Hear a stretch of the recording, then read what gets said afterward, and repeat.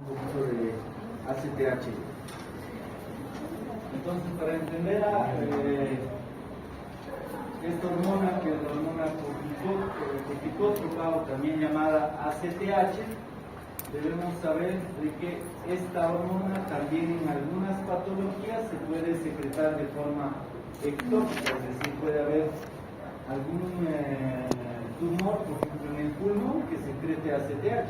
Así que a veces hay que pensar que esta hormona se puede secretar también en otro lugar, no solamente a nivel oficial, pero en general ocurre esto. Recordar también lo que hemos estado practicando en la anterior clase en cuanto al eje corticótropo, hipotálamo, con la formación de CRH o hormona liberadora de corticotropina, la glándula pituitaria, que tiene que ver con la secreción de ACTH propiamente, o también llamada corticotropina, y las glándulas adrenales, donde van a permitir la formación principalmente de cortisol, pero la ACTH también puede estimular tanto a las hormonas que se secretan a nivel de la corteza suprarrenal, como también tiene cierto efecto a nivel de las hormonas de la médula. Así que no se olviden de ese eje. Por lo tanto, esta ACTH tiene como principal objetivo estimular las glándulas suprarrenales, permitiendo básicamente la secreción de cortisol. Esta va a estimular la secreción de andrógenos y mineralocorticoides. ¿Eso qué quiere decir? Que alteraciones tanto del cortisol como de la aldosterona la mayor parte de las veces se puede dar. Vamos a entender eso mejor. El hecho de que también esté alterada la función mineralocorticoide, eso nos dice que no siempre va a ser el efecto solo del cortisol, sino también el efecto puede estar trayendo alteraciones de la parte glomerular de la corteza, donde se secreta aldosterona. Es decir, si tengo déficit o excreción excesiva de esta sustancia, también puede traer consigo deficiencia o excreción excesiva de la aldosterona.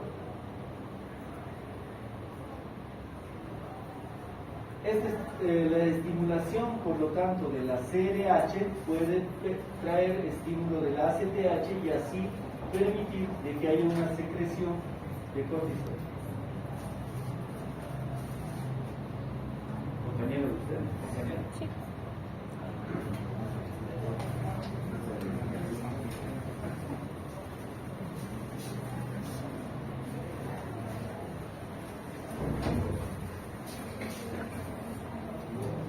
Y otro punto importante, dependiendo de la cantidad de cortisol, esta va a traer estímulo o inhibición de la secreción de las hormonas superiores.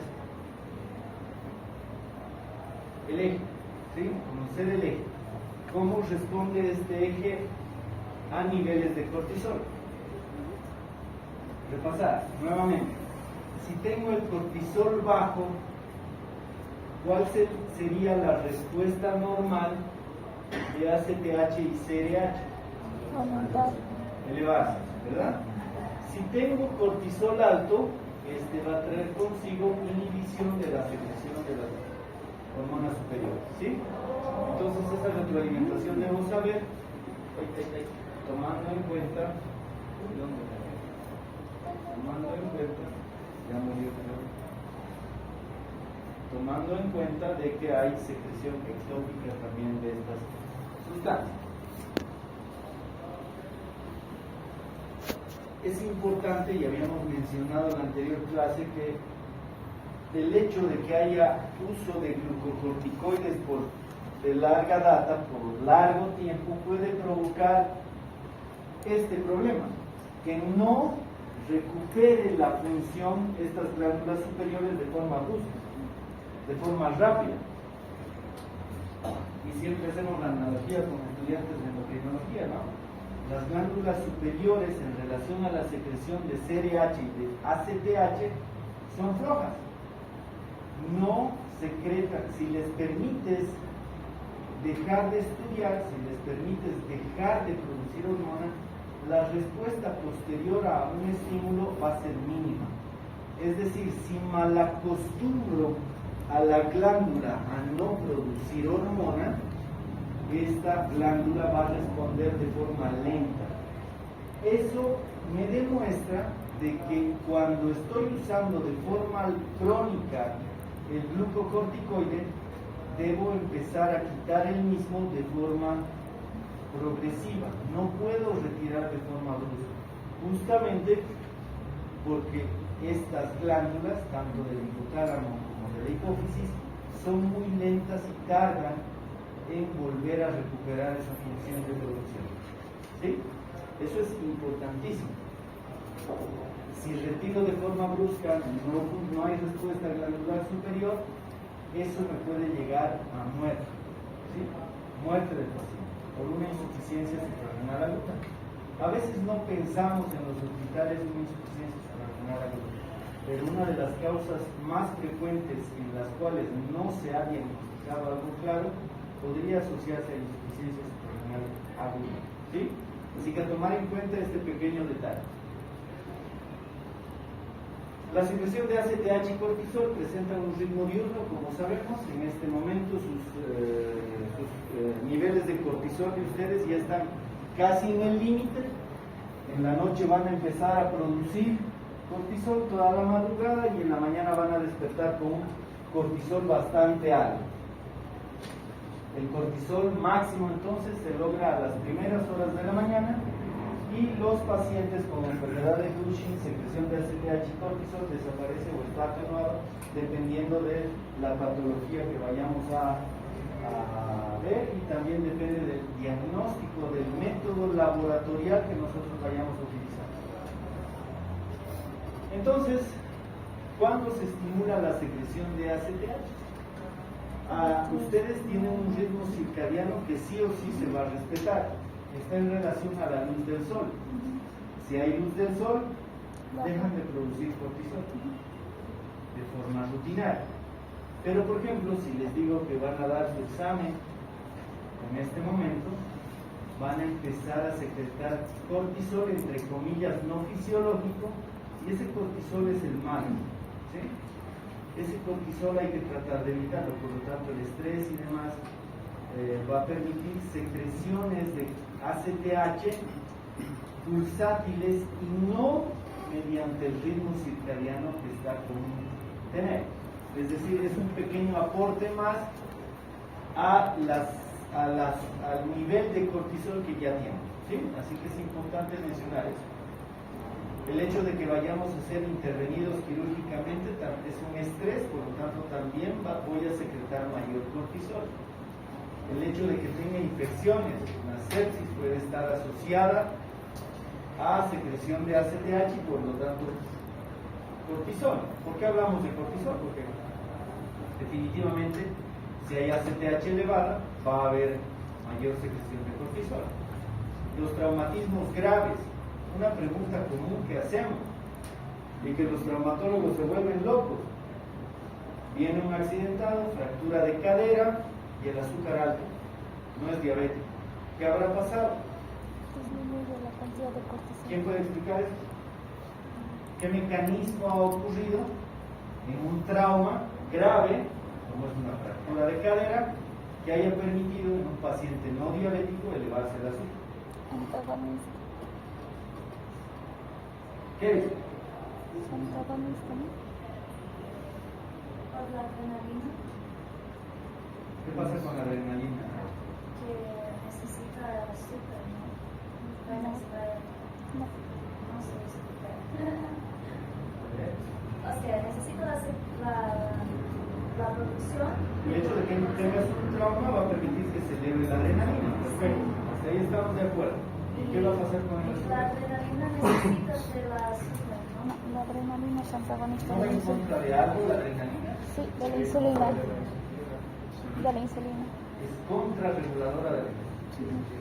¿Sí? Y eso permite, y miren, el cortisol va a estar secretado, va en contra de la insulina. El glucagón va en contra de la insulina y seguramente se va a elevar por un trauma. La adrenalina va a estar elevada y va a ir en contra de la insulina.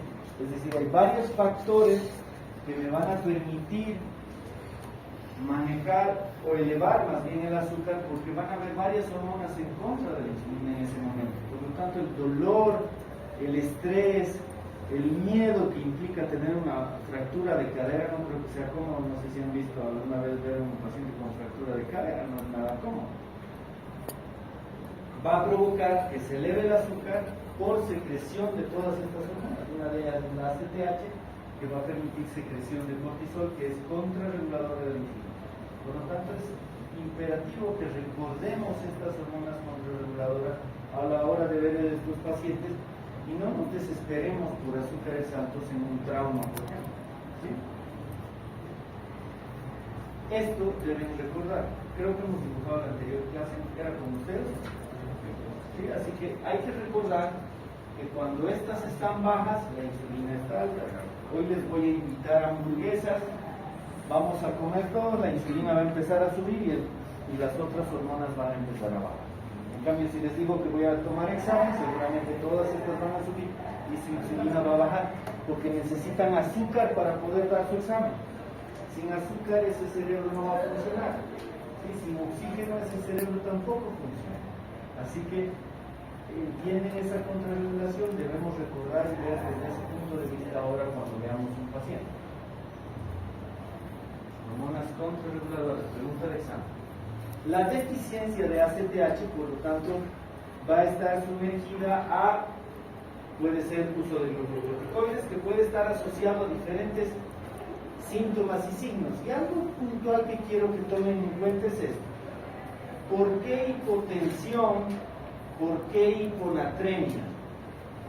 En relación a un déficit de cortisol, a un cortisol bajo. ¿Qué opinan?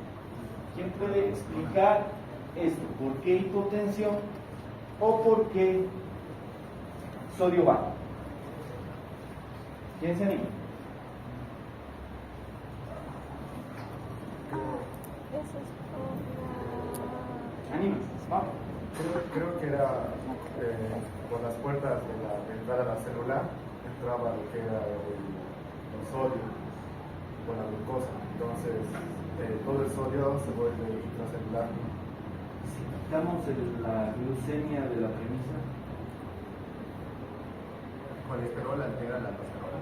sí, sí. Colesterol, bueno, Cortisol. la ACTH, si está baja, tampoco se va a estimular la aldosterona. ¿Qué hace la aldosterona? Muy bien. ¿Qué hace la aldosterona? Lo que hace la aldosterona es retener sodio. Si la aldosterona está baja, ¿qué va a pasar con el sodio? va a aumentar. Va a estar disminuido. Perfecto. Otro punto importante, si la aldosterona está mal, si la aldosterona no funciona o no se produce y no hay quien retenga sodio, y al retener sodio no hay quien retenga agua, ¿qué va a pasar con el volumen y qué va a pasar con la presión? Va a bajar. Sistema renina, angiotensina, aldosterona.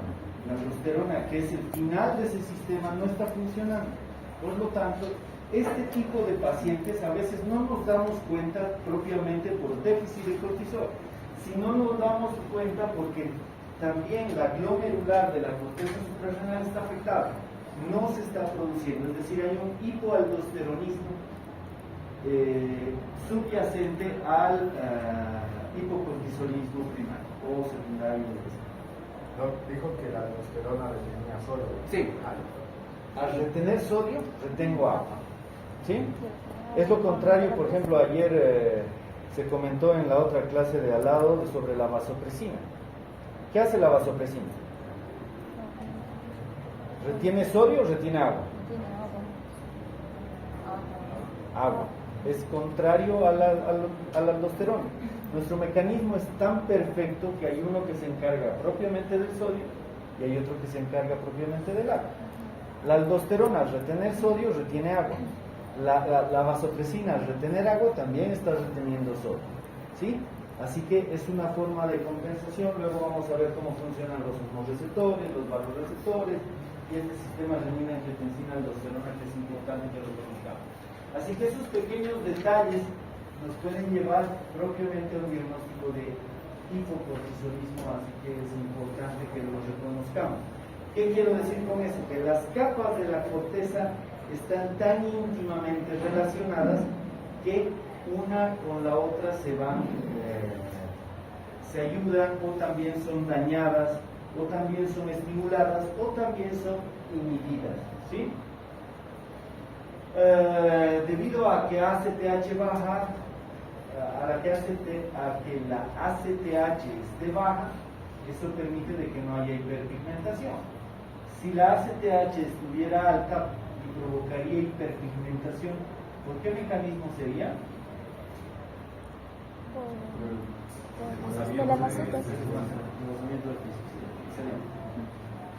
Entonces, como tratamiento de pacientes que tienen este tipo de patologías, podríamos utilizar hidrocortisona, que es uno de los mejores medicamentos. Entre todos los glucocorticoides que utilizamos, ¿por qué este es el mejor? ¿Por qué no utilizo dexametasona? ¿Por qué no utilizo prednisona? Es decir, cuando hay déficit de ACTH, por lo tanto déficit de cortisol, ¿saben qué necesito? Necesito administrar glucocorticoides.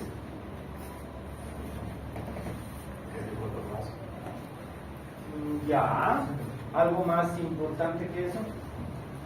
Otro glucocorticoide que conozcan, betametasona, por ejemplo, metilprednisolona, prednisona, y un montón, ¿no? Pero ¿por qué este específicamente es mejor? Si tomamos en cuenta lo que hemos dicho previamente, este medicamento tiene dos efectos, uno glucocorticoide y el otro mineralocorticoide. Si tengo déficit de cortisol y de aldosterona, dándole este medicamento estamos actuando sobre las dos. Por eso es tan importante, pacientes asmáticos somos expertos en dar hidrocortisona, ¿no? Seguramente han visto en sus clases de neumología, le ponen hidrocortisona montones. Y luego sus pacientes, por X o Z motivo, están hipocalémicos. ¿Por qué será, no? El efecto mineralocorticoide. Retiene sodio y elimina potasio. ¿Sí? Así que es importante saber de que este es el mejor medicamento. Hace pocos meses no teníamos hidrocortisona oral en el país, ahora sí lo tenemos en poca cantidad, es todavía difícil de encontrar, pero ya es un arma más que tenemos. ¿Sí? Otros métodos diagnósticos que se pueden realizar son métodos funcionales, ¿sí? La utilización, por ejemplo, de dexametasona. Habíamos mencionado con ¿dónde está Kevin? El otro día dijimos, si le doy levotiroxina a Kevin, ¿qué va a pasar? Va a elevarse la hormona tiroidea, y ¿qué va a pasar con la TSH? ¿Cómo? Disminuye, porque Kevin está normal, no tiene patología, no necesita levotiroxina. Estoy jugando con la retroalimentación negativa. Y si Kevin no tiene patología y yo le doy glucocorticoides, ¿qué va a pasar con el eje? ¿Qué dice? ¿Qué pasa con el eje? Corticótropo, claro, no el eje tiroideo. ACTH aumentaría. La ACTH disminuye después. CRH también. Con cortisol, por lo tanto. Cortisol. ¿Qué dicen? ¿Están de acuerdo con lo que dice su compañero? Gabriel, ¿están de acuerdo con Gabriel? Gabriel dice que todo el eje disminuye. No, todo el eje aumenta. ¿Por qué? ¿Qué dicen? Pelea. ¿Quiénes están a favor de Gabriel? Levanten la mano. ¿Cómo es? ¿Quiénes están a favor de Gabriel? ¿Lo van a dejar solo? Nada. ¿Estás a favor? Sí estás, pero ¿quiénes están a favor de su compañero? ¿Cuál es tu nombre, perdón? Anderson. Anderson. Anderson. Anderson. ¿Estoy bien? Anderson. Anderson. No, sí. Ederson. Ederson. Perfecto. Disculpe. ¿Quiénes están a favor de Ederson? Voy a aquí confrontarlo. ¿Qué dicen? Dejemos como tarea para la siguiente. Sería bueno que expliquemos muy bien si tiene razón Gabriel o Ederson, pero es importante que entendamos eso.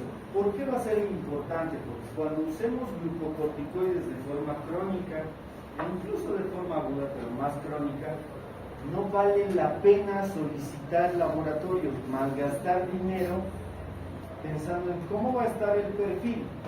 No tiene sentido, porque ya se sabe cómo va a estar el perfil. ¿Sí? Así que quisiera que lo busquen para la siguiente clase. ¿Sí? No les dejo entrar sin esa tarea. Aquí ya me deben un montón de tareas. Otras pruebas fisiológicas también importantes, la prueba de tolerancia a la insulina y demás, en relación a la contrarregulación que ya la hemos ido estudiando. Entonces, glucocorticoides a dosis bajas, a dosis suplementarias, porque no necesitamos darle dosis inmunosupresoras, ¿no? ¿Y cuál es la forma de manejar este tipo de dosis? Es con equivalencia. ¿Sí? ¿A qué me refiero con equivalencia? Uno de los más fáciles de recordar es la prednisona. ¿Cuánto es la dosis de la prednisona inmunosupresora?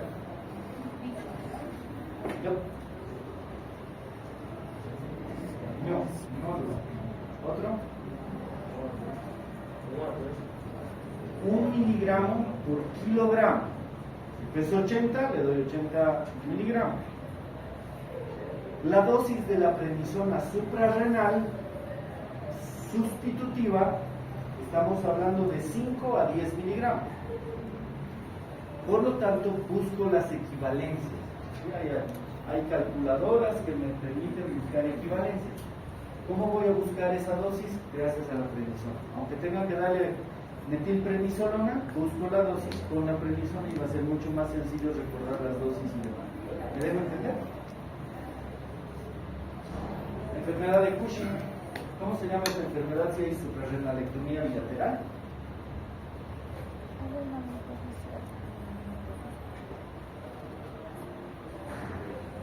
Suprarrenalectomía bilateral.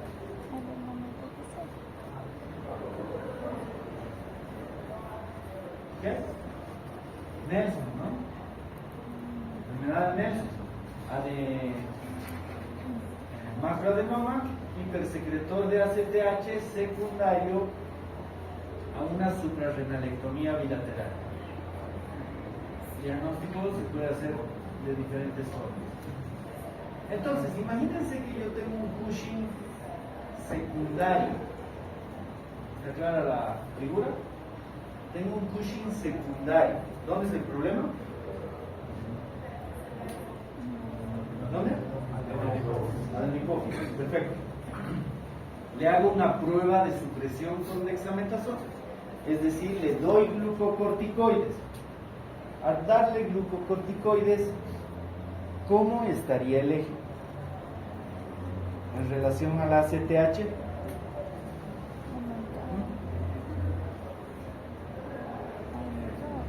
Tengo Cushing secundario. El Cushing se caracteriza por cortisol alto. Ustedes me dicen que el problema es la ACTH se está produciendo de más. ¿Dónde es el problema? Adenipófisis.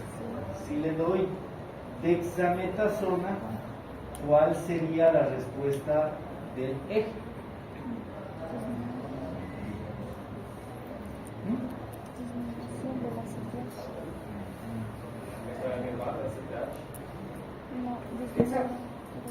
Hay una patología. Lo normal es que si disminuye, el cortisol estuviera bajo. No está ocurriendo eso. Se mantiene alto y por lo tanto se mantiene el cortisol alto. Esta es una prueba de supresión con dexametasona positiva. me está diciendo que tiene Cushing secundario. ¿Entienden? Perfecto. Miren la frecuencia de la relación mujeres-hombres, es un montón de diferencia.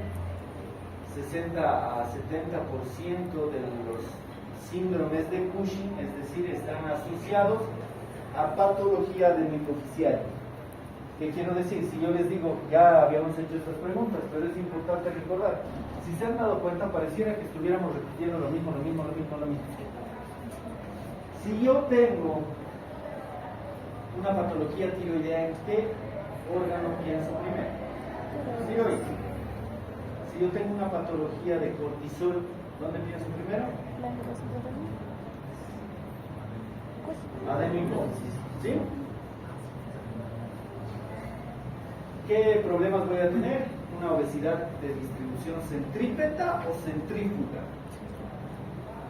Cara de luna llena, proptosis leve, aumento de la grasa supraclavicular, no se ve la clavícula prácticamente, hay joroba de búfalo, puede estar asociado a hipertensión. ¿Por qué va a estar asociado a hipertensión? Aldosterona también va a estar alterada. La anterior, hace un momento hablamos de hipo, también va a haber hipoaldosteronismo. Si hablamos de hipercortisolismo, también podemos hablar de hiperaldosteronismo. No siempre, pero se asocia, ¿sí? Centrípeta, visceral o androide y periférica, centrífuga o subcutáneo ginecoide. Se dice que la peor grasa es la abdominal, ¿no? La de los varones. En cambio, la grasa que va a las caderas no es tan perjudicial ni mala. ¿Cuál de estos pacientes tuviera Cushing? ¿Una centrífuga o una centrípeta? Centrípeta. Las piernas son flacas, ¿no? De los pacientes con Cushing.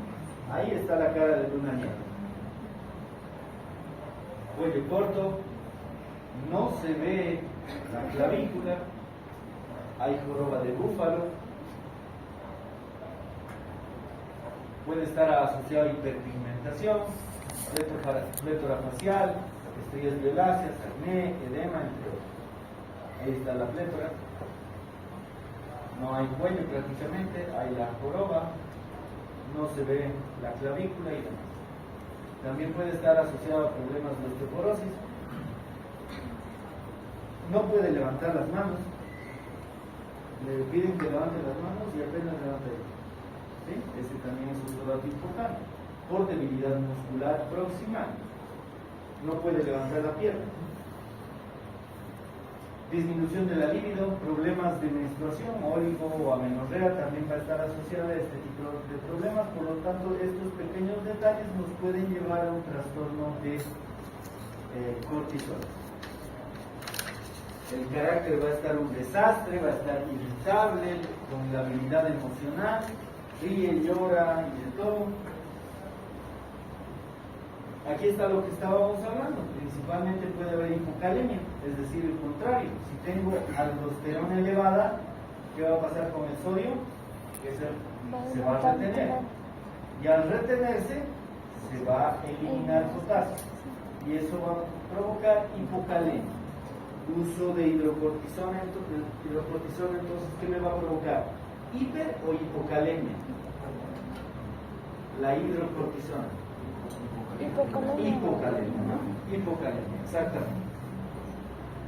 Puede asociarse a problemas de diabetes, alteraciones de la cicatrización por alteración de la fragilidad capilar, entre otros, ¿no? El estudio campimétrico es de vital importancia. Sería bueno que vayamos practicando entre nosotros la campimetría. Ya lo hemos mencionado en la anterior clase. ¿Ya han practicado? ¿Alguien puede hacer campimetría ahora? ¿Alguien que se anime?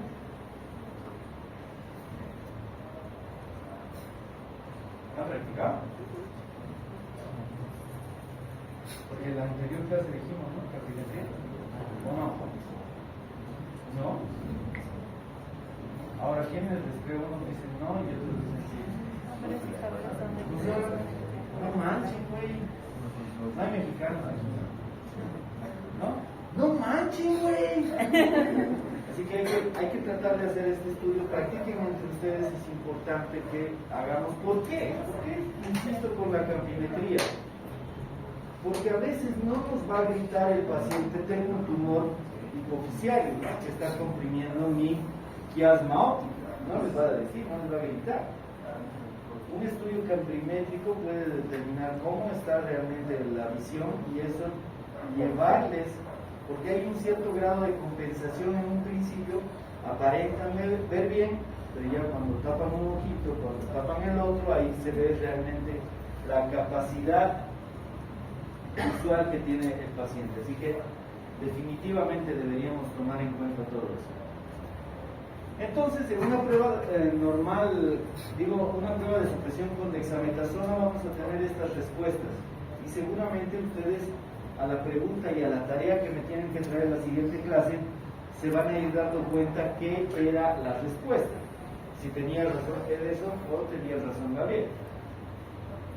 Normal, supresión. Si es hipofisiario, no suprime. Si es ectópico, no suprime. Si es suprarrenal, no suprime. Cortisol libre en orina se puede realizar también en 2 pruebas, que es un análisis más fidedigno, o salival, y posteriormente se debe utilizar ACTH y cortisol basal. Tratamiento: si es un tumor, por supuesto que vamos a indicar una cirugía transesfenoidal, que es de vital importancia que lo indiquemos. Ya sabemos de que estas cirugías son reintervencionistas porque constantemente va creciendo el tumor, porque no se quita totalmente el problema. Lo bueno es que es de crecimiento lento. Aunque he visto que solo abren el estenoide, si no quitan nada, algunos. Ya se van a ir dando cuenta de lo lamentable que a veces es nuestra carrera. Tratar síndromes de abstinencia de esteroides, que puede durar un año, como habíamos dicho, meses o años.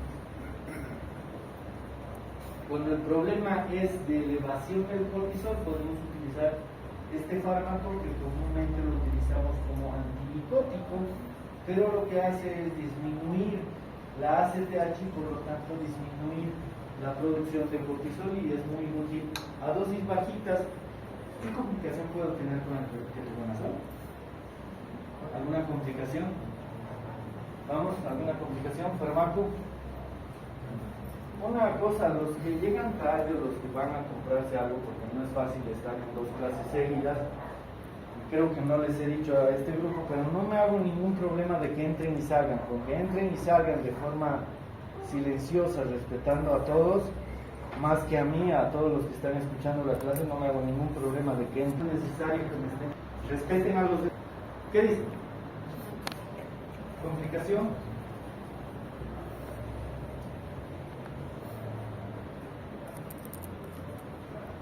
¿Dónde es tóxico? Hígado. Hígado. El hígado es tóxico, ¿sí? Pero a las dosis de inhibición de secreción de ACTH y cortisol no provocaría ese efecto. Ya hemos mencionado el síndrome de Nelson, ya lo conocemos de memoria, y muy aparte de la adrenalectomía bilateral se hace una cirugía transesfenoidal. Problemas de gonadotropinas. Sabemos de que estas gonadotropinas, la FSH y LH, tienen que ver principalmente con la diferenciación sexual. Unas van a estimular la formación de gametos, la formación de células especializadas reproductoras, llamadas gametos, y otra de ellas va a estimular la secreción de hormonas sexuales, testosterona, estrógeno. Debemos saber que la regulación y funciones fisiológicas son relativamente diferentes, y claramente nos habla el ciclo menstrual. Es un desastre. Suben unas, bajan otras y demás. Es mucho más complicado que la secreción simple de los hombres. No hay tanta ciencia para eso. Debemos recordar que la GnRH, que es la hormona liberadora de gonadotropina, se secreta a nivel hipotalámico. esta va a estimular a la hipófisis para que se secrete FSH, que vaya a ir a estimular a la célula de Sertoli, permitiendo la espermatogénesis.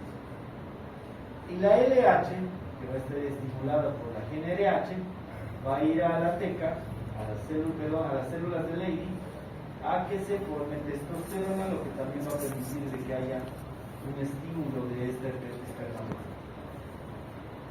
Es importante saber eso.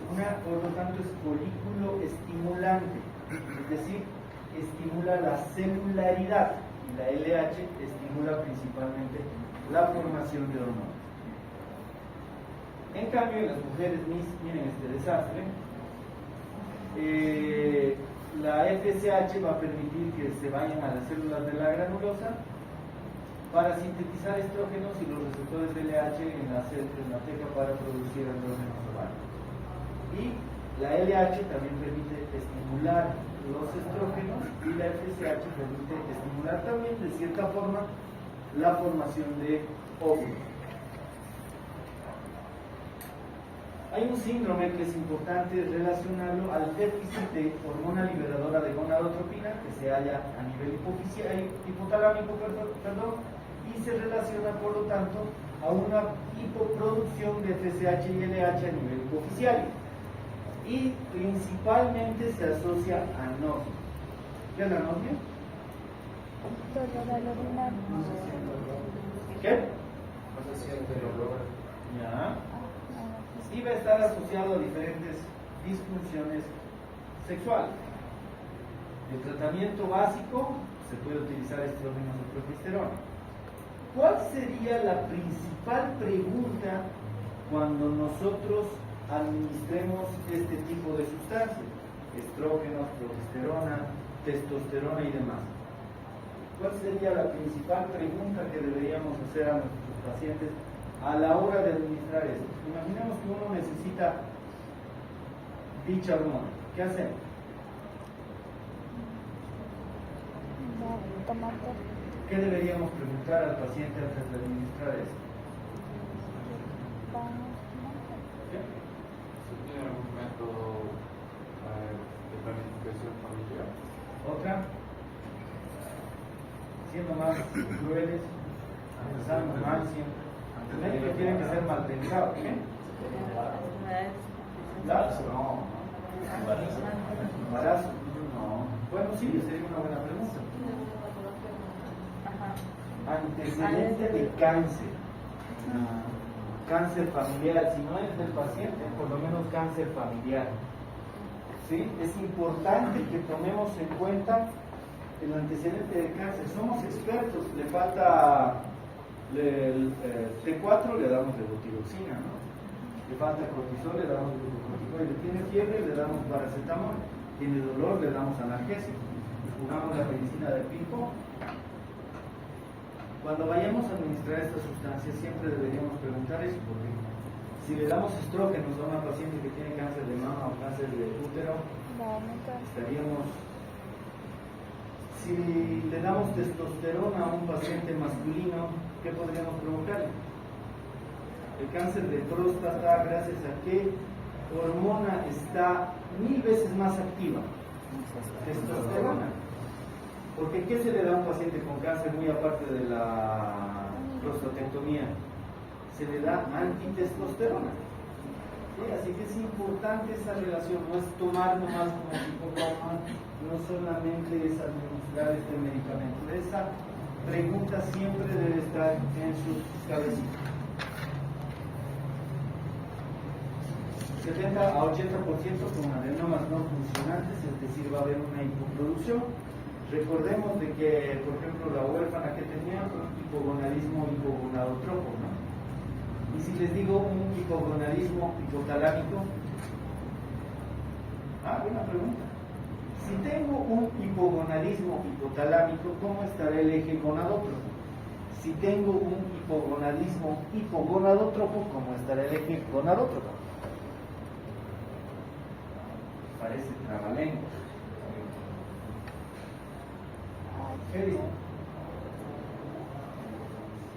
¿Quién se anima?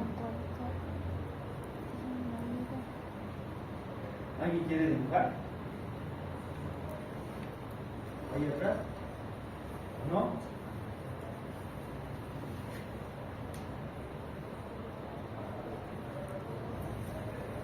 ¿Cómo estaría el eje? A ver, recordemos el eje. Vayamos al eje. Qué bonito es esto. Me siento poderoso. Ya, este es el eje. ¿Sí? Si tengo un hipogonadismo, hipogonadotropo, ¿dónde está el problema? Si tengo un hipogonadismo hipotalámico, ¿dónde está el problema? Alberto, ¿se escucha? En el hipotálamo. ¿Ah? Sí, en la de la hipófisis, en ese caso. ¿Alguien? ¿Ahí atrás? ¿El de blue? En la de la hipófisis. ¿Qué dices? Hipogonadismo, hipogonadotrópico sería la hipófisis. Exactamente. Porque la gonadotropina se fabrica en la hipófisis. Y si tengo un hipogonadismo hipotalámico, les está gritando que es esto. Si yo tengo este problema, tienen dos opciones. O dar esto, o dar esto. O dar esto. Si tengo un problema de este, doy esto. ¿Sí? ¿Está entendido? Está más clara la figura, ¿no? Ahí está. Manifestaciones clínicas, problemas de la libido. En este sí podríamos decir que es un poco más frecuente en hombres que en mujeres. Por lo tanto, la infertilidad también hay que pensar en el varón, ¿no? Le echamos la culpa solo a las mujeres. Y los varones, cuando queremos hacer un seminograma, ¿cómo me vas a hacer un seminograma? Nada. Y miren la frecuencia. ¿Sí? Así que hay que tomar muy en cuenta todo esto. Si tengo un seminograma con distribución de espermatozoides, ¿qué hormona adenohipofisiaria estará mal en relación al eje corticogonadótropo? ¿Ah? Excelente. Diagnóstico laboratorial, imagenológico y el tratamiento, si hay efecto de masa, por supuesto que vamos a administrar ciclos. Alteraciones de tirotropina, va a estar en el límite inferior. Ahora imaginemos que yo tengo una TSH de 0.01, es decir, muy baja, y tengo un T4 libre baja. Diagnóstico. ¿Qué dices? ¿Y tú? ¿Qué dices? Tengo TSH baja y T4 libre baja. ¿Qué dices? ¿Qué sería? Eso, dibuja. Excelente, tranquila, dibuja. Juega con el eje. Ya les he dicho, quiero que esté bien rayado su examen, pero no perjudiquen las respuestas, ¿no? ¿Qué dices tú? TSH baja y T4 libre baja. ¿Dónde es el problema? Ahora, diagnóstico. ¿Perdón? Hipotiroidismo. Yo hace poco estaba resfriado. ¿Quiénes son testigos de mi triste realidad en la consulta? Y estoy hablando más fuerte que ustedes. Así que grita. Vamos, grita. Habla, que todo el mundo te escuche. Vamos, fuerte. Hipotiroidismo. Sin miedo, hipotiroidismo secundario. Y si te equivocaras, te equivocas. No tienes por qué tener miedo a nadie. Nosotros estamos acostumbrados a decir, ay, me va a reír si me equivoco. Nada, bueno. Tienes que empezar a hablar. Sin miedo, hipotiroidismo secundario. ¿Sí? Hipotiroidismo secundario. ¿Qué es lo que hemos dicho hace un instante de que cuando tenemos patología del eje tirótropo, lo primero que pensamos es el tiroides? Pero esa regla se excluye cuando sospechamos de un problema adenohipofisiario. Si vemos la TSH baja, lo primero que pensaríamos sería hipertiroidismo, pero esta vez la relación siempre debe ir de la mano de la T4. En cambio, si recién vamos a diagnosticar la patología, perdón, si ya tenemos diagnosticada la patología, simplemente solicitando la TSH ya podríamos manejar la patología. No es necesario ya solicitar las hormonas tiroideas. Pero en diagnóstico siempre es importante no solo ver la TSH, sino ver los otros y relacionar cómo está funcionando el eje. La secreción es pulsar. Este es el eje. ¿Sí? Dibujen los ejes. Les va a ayudar muchísimo. Si tengo un hipotiroidismo central, es decir, hay una deficiencia de TDH o TSH, la T4 libre también va a estar descendida y por lo tanto siempre debemos solicitar estas pruebas. En cambio, si hablamos puntualmente de hipertiroidismo o hipotiroidismo primario, viendo la TSH ya estaríamos tranquilos. El tratamiento, ¿cuál es la dosis de la levotiroxina? 1.6 a 1.8 por kilogramo. A ver si peso 80, ¿alguien puede calcular a 1.6? ¿Quién calcula? 126. 126. ¿Exacto? 128. ¿Te sale 128? Sí. Entonces 128 sería la dosis, pero puedo comenzar con 100 o con 50, ¿sí? Si hay efecto de masa, cirugía y demás. Esto es para los que graban.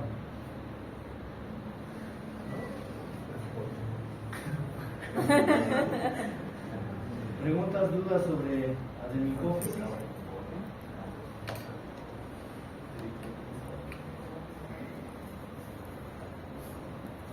¿No hay preguntas? ¿Nada? ¿Todo está claro? Vamos a hablar un poquito de neuroendocrinología, que es algo árido, pero vamos a tratar de hacerlo lo más simple posible. Y lo más importante, la relación que hay del cerebro con las glándulas. Las neuronas están íntimamente relacionadas con las células glandulares. ¿Sí? Incluso hay células neuronales que fabrican hormonas. ¿Sí? Así que es importante ver esta relación neuroendocrina. Entonces, eso es lo que vamos a hablar, esa interacción que hay entre el sistema nervioso y el sistema endocrino. Y todo comienza aquí, en el hipotálamo, en dos zonas básicas, que es el núcleo supraóptico. ¿Por qué será? Porque abajo está el yerno óptico, ¿no? Supraóptico. ¡Wow! ¡Qué difícil! Paraventricular está justo al lado de los ventrículos. Estas son cabezas neuronales que vienen a la parte neurohipofisiaria a almacenar mediante axones o se relacionan con las células que tienen que ver con la adenohipófisis. ¿Sí? Es importante relacionar eso y este gráfico me parece mucho más útil para recordar esto. Los núcleos supraóptico y paraventricular. ¿De qué se ríen ahí atrás? ¿Su galleta? Y ahora ni.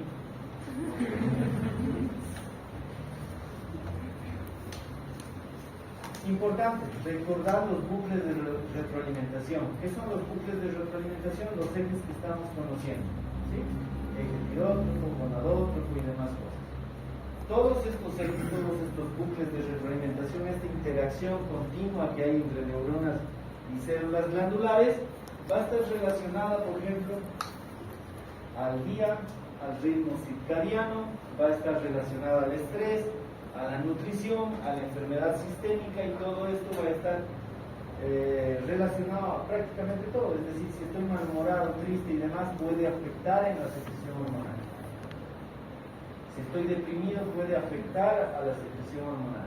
Si tengo alguna patología, puede afectar a todo este sistema. Por ejemplo, el uso de opiáceos. ¿Cuáles son los opiáceos? ¿Algún opiáceo que conozcan? Espero que no lo hayan utilizado.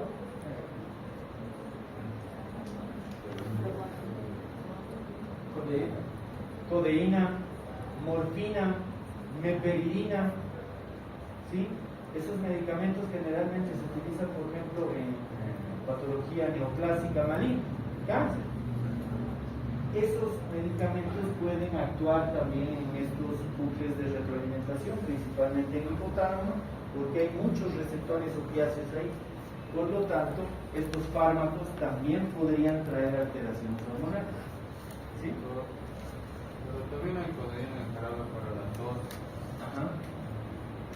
Si excedes en eso, porque no deberías tomar codeína indiscriminadamente, ¿no? Y además lo que más se da, ¿no? Rinofaringitis o COVID-19, ¿qué era lo que dábamos? Tomate dextrometorfano, tomate codeína, que son antitusivos. ¿Y qué necesitas hacer? Tos, ¿no? ¿Qué es la tos? Es un mecanismo de defensa que tú tienes para eliminar lo que te está produciendo daño. Y si le estás impidiendo a que tosas, ¿qué estás haciendo? Pero somos expertos, ¿no? Antitusivos. Muy bueno. La codeína, si vas a utilizarla, no debes utilizar por largo tiempo, porque te puede provocar dependencia. Ustedes van a ver, van a empezar a trabajar en hospitales, van a empezar a ver que hay mucho personal, no quiero hablar mal del personal, pero hay mucho personal que anda haciendo desaparecer cosas y demás. Hay que tener mucho cuidado con esas sustancias porque nos pueden provocar dependencia y provocan placer, ¿no? Entre comillas. Pero, por ejemplo, la codeína y otros opiáceos bajan las gonadotropinas, baja la hormona liberadora de gonadotropina, y cuando baja permite trastornos menstruales, trastornos de producción de células reproductoras y demás. Así que hay que tener mucho cuidado con estas sustancias. Si necesitas administrar, podés administrar, pero todo bajo indicación médica. Es lo mismo que la albúmina en pacientes hipoalbuminémicos, ¿no? ¿Alguna vez han visto dar albúmina en pacientes hipoalbuminémicos? ¿Estará bien dar eso? Bueno, estoy saltando otra cosa. Entonces, estos sistemas son de vital importancia. Retroalimentación larga y retroalimentación corta. Estas interacciones son de vital importancia. Parece que estamos repitiendo lo mismo, pero debemos recordar todo esto. Hormona liberadora de tirotropina va a estar relacionada a la función de la TSH propiamente dicha, pero también tiene un pequeño efecto sobre la prolactina. Es decir, si yo veo un paciente con alteración de la menstruación y tengo alteración de la TSH, ¿le debería solicitar prolactina? Probablemente que sí. Si tengo alteraciones menstruales, no solamente tengo que pensar en hormonas reproductoras u hormonas sexuales, también debería pensar en la TSH y debería pensar en la prolactina. Hormona liberadora de gonadotropinas, que estaba asociado al síndrome de Kallmann, hace rato hablamos. Disminución de hormona liberadora de gonadotropina más anosmia, ¿no? ¿Qué más? La hormona liberadora de gonadotropinas sabemos que estimula las gonadotropinas, oye, no me pasa, güey, me estás arruinando la clase, güey. La secreción continua los disminuye, la regulación en las mujeres se da por el hipotálamo e hipófisis, y en los hombres la testosterona disminuye la secreción. Hay también una hormona inhibina que va a ir en contra de esta secreción. Por lo tanto, recordar el eje gonadótropo, ¿sí? Es importante que dibujen eso en sus cuadernos, los ejes. A ver, les pregunte un eje gonadótropo. Entonces, si hay déficit, puedo administrar hormona liberadora de gonadotropina. Por ejemplo, en pacientes con pubertad precoz, sí debo manejar con pinzas esta utilización de esta hormona, porque a veces hay que dejarle un poquito a la pubertad precoz a que se vayan manifestando. Muchas veces solo es un retraso, y luego se activa y demás. Pero si hay pubertad precoz, se puede administrar este medicamento para que se frene un poco. En cáncer de próstata ya sabemos que debemos tener cuidado, cáncer de mama, fibromas uterinos, endometriosis o cáncer de uterinos también. La somatostatina es un inhibidor de la GH, es el principal inhibidor de la GH, pero también se forma a nivel de glucosa intestinal y del páncreas.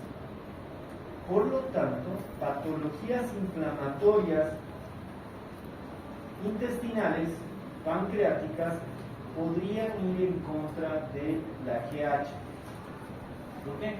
Porque en estas patologías se libera esta sustancia, ¿sí? Y pueden inhibir el crecimiento. Por ejemplo, parasitosis intestinal es muy frecuente en niños.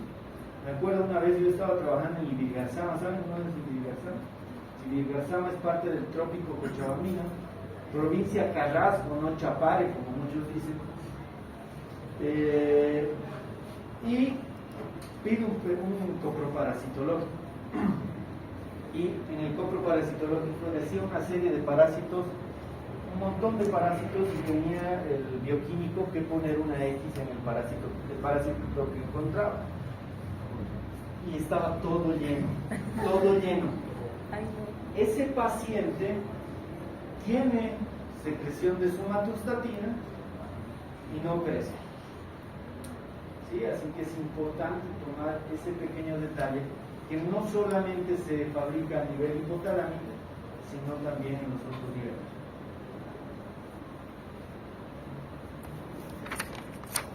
Hay otras hormonas que también que tienen que ver con la somatostatina, por ejemplo el vaciamiento gástrico y demás.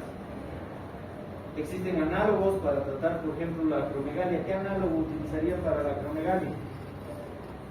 Hay tumores carcinoides hipersecretores, tumores superficiales, tumores de los islotes y demás, que pueden asociarse a análogos de este tipo para tratar la patología.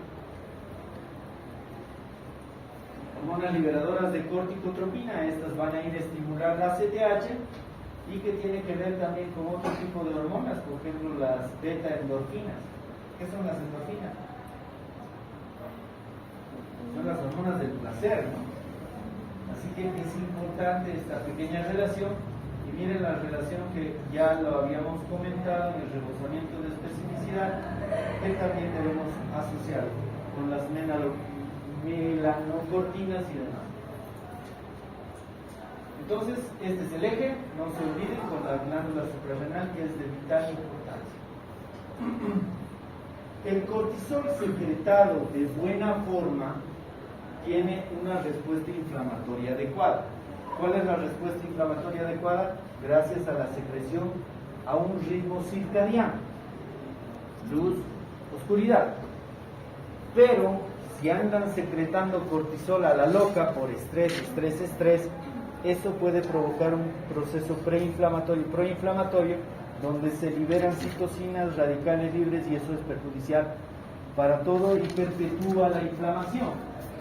Desde ese punto de vista también deberíamos pensar en la secreción inadecuada de cortisol, que también puede estar relacionada a una secreción inadecuada de CRH. No se olviden el eje. Y esta CRH también tiene mucha relación con la leptina. Cuando leamos obesidad vamos a ver la estricta relación que hay, por ejemplo, con la obesidad, la saciedad, el hartazgo y demás, que tiene que ver esta hormona, y también que tiene que ver con la secreción de insulina y demás. Por lo tanto, cuando tengamos un paciente con CRH elevada, ACTH elevada y cortisol elevado, vamos a tener alteraciones de la leptina y por lo tanto alteraciones en los alimentos y el gasto energético. Hormona liberadora de hormona de crecimiento va a estar relacionada al factor de crecimiento insulínico tipo 1, y como sabemos, esta puede estar alterada en pacientes que tienen cirrosis, que tienen enfermedad renal crónica, pero este es un factor más determinante para diagnosticar la patología. no es un eje claro de retroalimentación, pero es importante que cuando hablemos de GH, GHG, u hormona liberadora de hormona de crecimiento, y GH, también estamos hablando de hígado y el crecimiento también de las estructuras. También hay un factor de inhibición de la prolactina. ¿Alguna hormona inhibidora que conozcan de la prolactina más específica? ¿Qué? Dopamina. ¿Quién dijo dopamina? Perfecto. Dopamina. Ah, dice dopamina. Me está charlando. Bien. Entonces la dopamina es el principal inhibidor de la hormona prolactina. Esta sustancia va a permitir bloquear los receptores endógenos con fármacos. Por ejemplo, si yo tengo hiperproducción de prolactina, ¿qué es lo que le voy a dar? Le voy a dar un análogo de dopamina y voy a permitir, por ejemplo, la hipoproducción y muchas veces incluso reducción del tumor. ¿Sí? Así que es importante conocer de que en el hipotálamo también se secreta dopamina. ¿Algún otro lugar donde se secrete dopamina?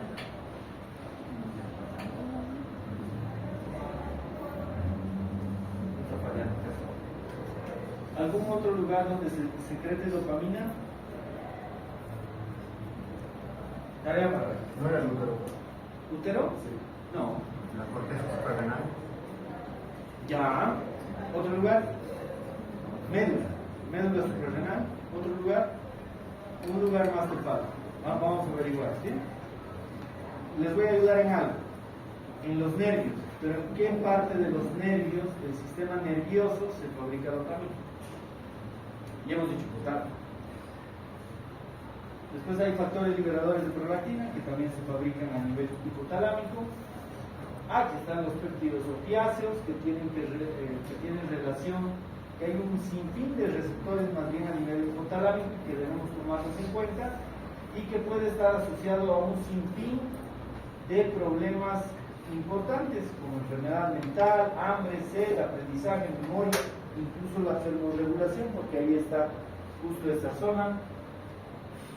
Estos van a producir una acción inhibitoria del eje gonadótropo, por lo tanto es importante saber eso a la hora de administrar los medicamentos. Muy aparte de que tengamos opiáceos endógenos, al administrar opiáceos exógenos podemos provocar todo esto.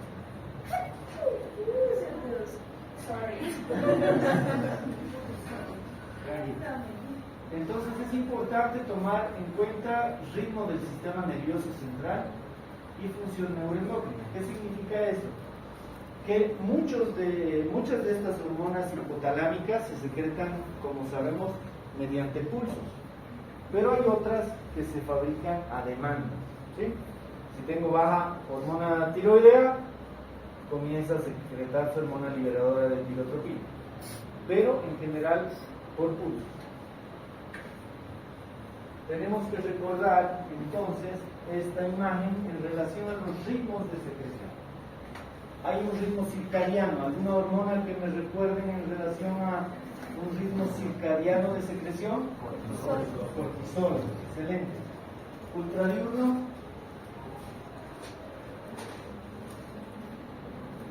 Infradiurno. ¿Qué significa eso? Miren la GH.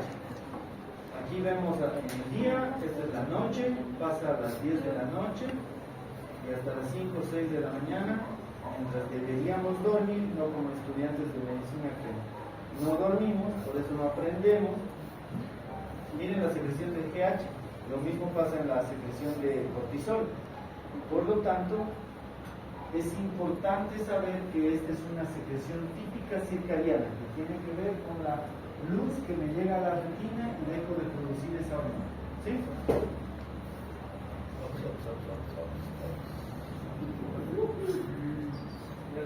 Ya les he spoileado, ¿cierto? Aquí vemos el ciclo circadiano en relación al uso.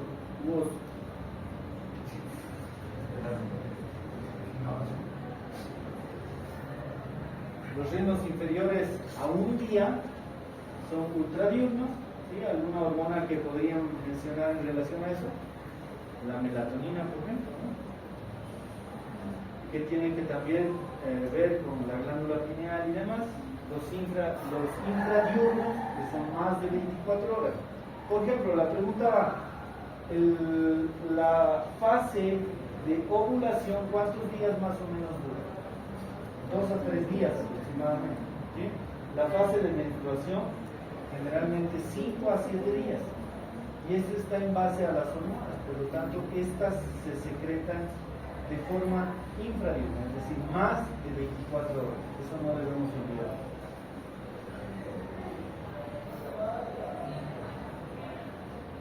¿Tú? No. Perfecto. Entonces, alteraciones de la CRH pueden deberse a depresión endógena, alcohol, secreción autónoma de ACTH. Puede haber problemas de la pubertad en relación al ritmo de secreción hormonal y también problemas de grasa, es decir, puede haber tanto obesidad central por alteraciones de secreción hormonal, como también puede haber anorexia nerviosa por problemas hipotalámicos como tal. Dentro de las enfermedades neuroendócrinas, entonces, debemos pensar en patologías que dañen justo esa zona. Por ejemplo, enfermedades hipotalámicas que afectan el hipotálamo. ¿Qué patologías podríamos hablar? Si les digo patologías que provocan alteraciones hipotalámicas, algo que se les ocurra, ¿en qué pensarían? Tumores, otro, enfermedades sistémicas, traumas, cirugías. Las cirugías dañan un montón, ya habíamos comentado, ¿no? Coco abierto, coco podrido, ¿no? Cuando nos abre la cabeza, debemos saber que podemos provocar daño y en el hipotálamo no está exento. Neurosarcoidosis, hidrocefalia, problemas anatómicos que pueden asociarse a diabetes insípida, si es que hay alguna alteración de vasopresina. La neurocisticercosis. También, ahora vamos a ver eso. Les voy a mostrar una imagen. La neurocisticercosis es una de las patologías más frecuentes. Claro que la neurocisticercosis es más periférica, pero también en algún momento dado puede hallarse en el hipotálamo, ¿sí? Entonces, lesiones de crecimiento, lesiones grandes y que en general son diagnosticadas por métodos imaginológicos que ya los hemos ido comentando. No se olviden de esta señora. Campimetría visual debemos empezar a realizar. Patologías como de la línea media, como labio leporino, paladar hendido, ciclotías. Estos bebés, por ejemplo, no viven mucho porque tienen alteraciones serias del hipotálamo y por lo tanto traen consecuencias importantes de las hormonas centrales. Adenomas hipoficiales, como mencionó su compañero, miren cómo está comprimiendo el hipotálamo. Esto definitivamente va a traer consigo alteraciones serias, pero en general esta no trae problemas de diabetes insípida. Los craneofaringiomas, ¿alguien ha visto un craneofaringioma?